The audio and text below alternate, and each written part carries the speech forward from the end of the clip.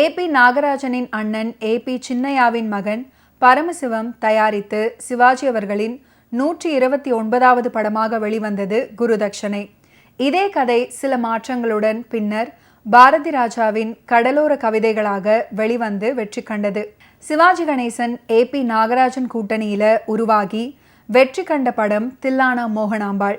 இந்த படத்தின் வெற்றியை தொடர்ந்து உருவான சாதாரண படம் தான் குருதட்சணை. தில்லானா மோகனாம்பாளில் நடித்த எல்லா நடிகர்களும் அநேகமாக இந்த படத்திலையும் இடம்பெற்றார்கள். நாகேஷ் மட்டும் இந்த திரைப்படத்தில் இடம்பெறவில்லை. ஆனாலும் சிவாஜிக்கு ஜோடியாக பத்மினி இதில் நடிக்கல. ஜெயலலிதா இந்த படத்தில் சிவாஜிக்கு இணையாக தோன்றினார். பத்மினி அவர்களுடைய வீடு தேடி ஒரு நாள் பாலாஜி வர்றாரு. பத்மினி அப்போது அங்கு இல்லை. மேஜர் மட்டுமே இருக்க மேஜரின் கால் தொட்டு வணங்கும் பாலாஜி தன்னை தெரிகிறதா, தான் உங்கள் பழைய மாணவன் அப்படின்னு சொல்ல குசலம் விசாரிக்கிறாரு மேஜர்.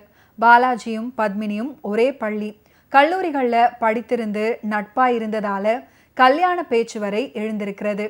அதற்கு சம்மதித்திருந்த மேஜர் திருமணத்துக்கு அப்புறம் ஒரு ஆசிரமத்தில் தான் சேர்ந்து விடுவதாக சொன்னதால கல்யாணம் தடைப்பட்டு போனதாம். அப்பாவை ஆசிரமத்தில் விட்டுவிட்டு மனம் செய்து கொள்ள பத்மினி அவர்கள் விரும்பவில்லை.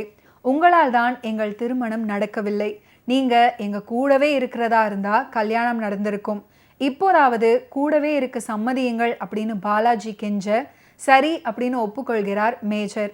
இவர்கள் பேசி கொண்டிருக்கும் போது பத்மினி அவர்கள் வந்துடுறாங்க. பாலாஜி குதூகலமாய் பத்மினி அவர்களிடம் உங்க அப்பா நம்முடன் இருக்க சம்மதிச்சு விட்டாரு அப்படின்னு சொல்ல பத்மினிக்கும் சந்தோஷம். என் அப்பாவுடன் வந்து இனி ஆக வேண்டிய காரியங்களை பார்க்கிறேன் அப்படின்னு பாலாஜி அவர்கள் புறப்பட சிவாஜி அங்கு வர்றாரு. பரஸ்பர அறிமுகத்துக்கு அப்புறம் பாலாஜி கிளம்புறாரு.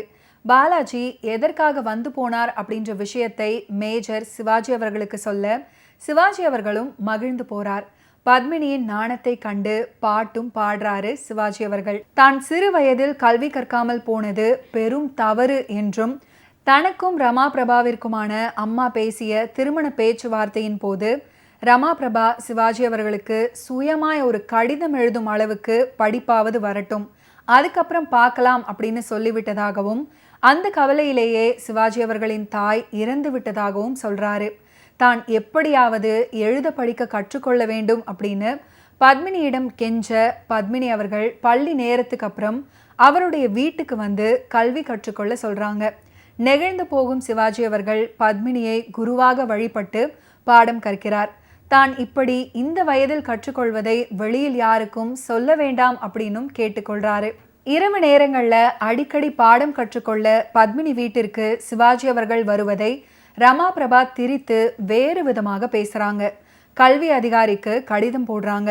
ஊர் மக்களிடமும் அவதூறு பரப்பி பிள்ளைகளை பள்ளிக்கு அனுப்பாதபடி பண்ணுறாங்க. பள்ளிக்கு வரும் பிள்ளைகள் எண்ணிக்கை குறைகிறது. கல்வி அதிகாரி சஹஸ்ரநாமம் வர்றாரு. அவர்தான் பாலாஜியின் தந்தையாம். பத்மினியை விசாரிக்கிறாரு சஹஸ்ரநாமம். சிவாஜி அவர்களுக்கு செய்து கொடுத்த சத்தியத்தால அவர் கல்வி கற்கதான் இரவுல வீட்டிற்கு வர்றாரு அப்படின்றதை மறைத்தாலும் அதுக்கப்புறம் நிலைமை கைமீறி போகவே உண்மையை தெரியப்படுத்துறாங்க. ஊராரும் ரமா பிரபா சொல்வதையும் மட்டுமே நம்பி பத்மினியை சஸ்பெண்ட் பண்றாரு சஹஸ்ரநாமம். இதெல்லாமே தெரிய வர கொதிக்கும் சிவாஜி அவர்களை பத்மினியும் மேஜரும் அமைதிப்படுத்துறாங்க. உடனடியாக ஜெயலலிதாவை சிவாஜி அவர்கள் மணந்து கொள்வதுதான் இந்த பதட்டத்தையும் குழப்பத்தையும் தணிக்கும் அப்படின்னு சொல்லி அவசர திருமணத்திற்கு சிவாஜி அவர்களை சம்மதிக்க வைக்கிறாங்க பத்மினி.